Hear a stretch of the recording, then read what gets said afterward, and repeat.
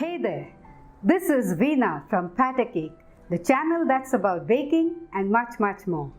Okay then, let's get cracking with today's recipe. Welcome to Pat a Cake.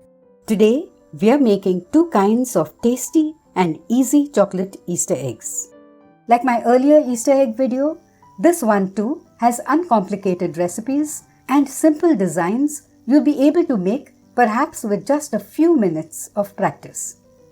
Do watch the video till the end for all the step-by-step instructions. And now let's launch right into our Easter egg recipes with chocolate right here at Pat a Cake.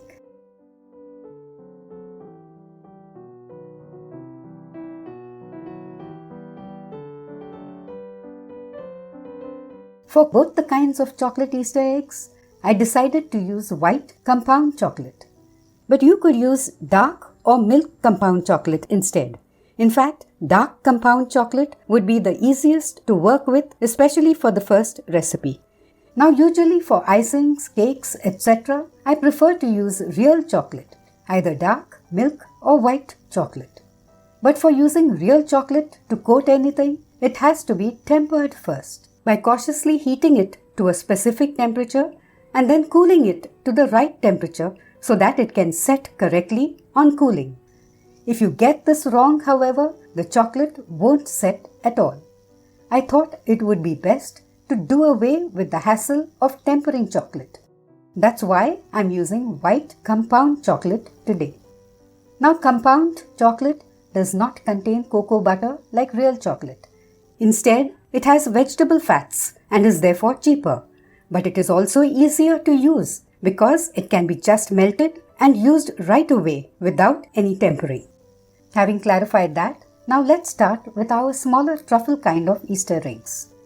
To make these, besides the white chocolate, we'll mainly need cashew nuts and biscuits. This is 3/4 of a cup of broken cashew nuts that I have roasted lightly on low heat for 3 to 4 minutes. We'll roughly chop a 1/4 cup of this and keep it aside for the larger Easter eggs we'll make next, and grind the remaining 1/2 cup coarsely in a mixer grinder for these truffle Easter eggs. Here are the chopped cashew nuts, and here are the ones we ground coarsely. This is 120 grams of Marie biscuits, tea time biscuits that are not too sweet. I'll first break these up roughly and then grind them to a powder. Here are the ground biscuits. If there are a few small bits of biscuits left unground, that will be okay. Let's now prepare a milk syrup for binding the biscuits and nuts together. To make this syrup, we'll need 3 tablespoons of milk, 2 tablespoons of milk powder, and 1.5 tablespoons of sugar. We'll give this a stir, bring it to a boil, let it simmer for a minute and then take it off the heat. Here's the milk syrup I just prepared. Now to this mixing bowl, I'll add the powdered biscuits, the ground cashew nuts, 1.5 tablespoons of chocolate chips, the milk syrup, and 2 teaspoons of butter. Let's mix everything. First with a spatula, and then by hand. If your mix is too dry, you could add in a teaspoon or 2 of milk. Let's divide this into 7 portions and give each one the shape of an egg. First, roll it between your palms into a ball and then gently taper it down towards one side. I'll now keep these in my fridge for around 10 minutes. Next, let's melt the chocolate. This is 130 grams of white compound chocolate that I've cut up into small pieces. I'll melt it in a double boiler like this. In the vessel below, I have very hot water. It's not boiling hot, but very hot. The bowl in which you melt the chocolate should be heat-proof, preferably a glass or ceramic bowl. It should be absolutely dry because moisture getting into the chocolate could make it turn into a lumpy mass, and the bottom of the bowl should not touch the water in the vessel below. After a few minutes, the chocolate will start melting. Stir it well preferably with a metal spoon or whisk. When it has melted considerably, stir in 1 teaspoon of butter. This will give it a better consistency for coating. Instead of butter, you could use any neutral flavored cooking oil.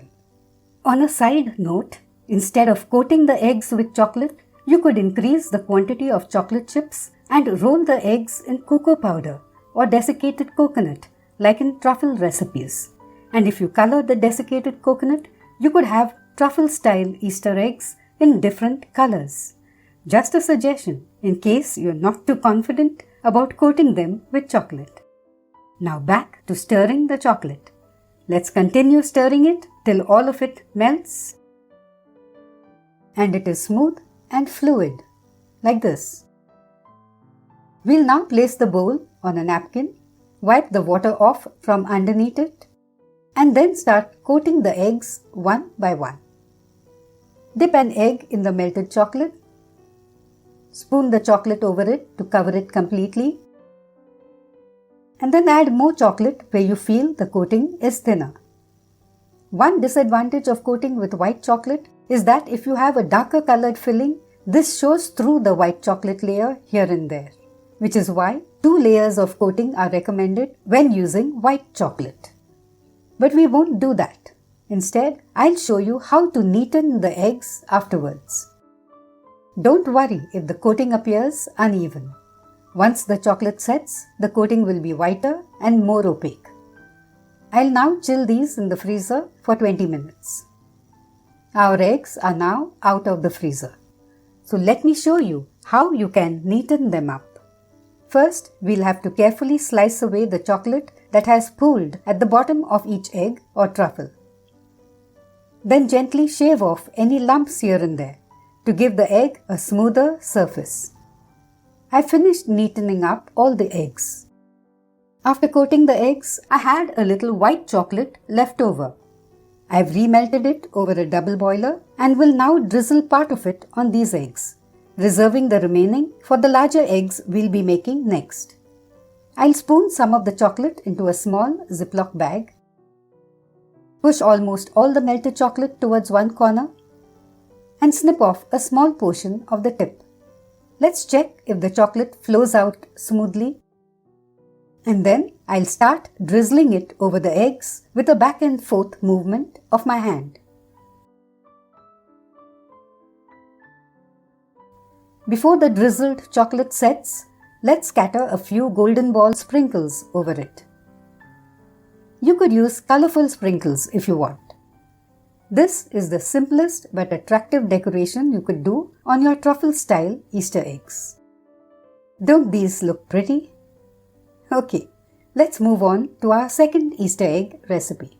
You could call these chocolate bark Easter eggs because instead of spreading the chocolate bark mix, that's a mix of chocolate, nuts and dried fruits, into a sheet, we'll fill egg-shaped Kinder Joy molds with it. To make these eggs, we'll need 6 chocolate biscuits like this. Let's break them into small bits. Next, let's chop up 6 dates. I'm using black dates, but any kind of dates will do. These are not pitted, so I'll first remove the seeds and then chop the dates up. Let's mix these with half a tablespoon of icing or powdered sugar to separate the pieces of chopped dates. Now let's add these and the quarter cup of cashew nuts we had chopped earlier to the crumbled biscuits. Let's give this mix a stir.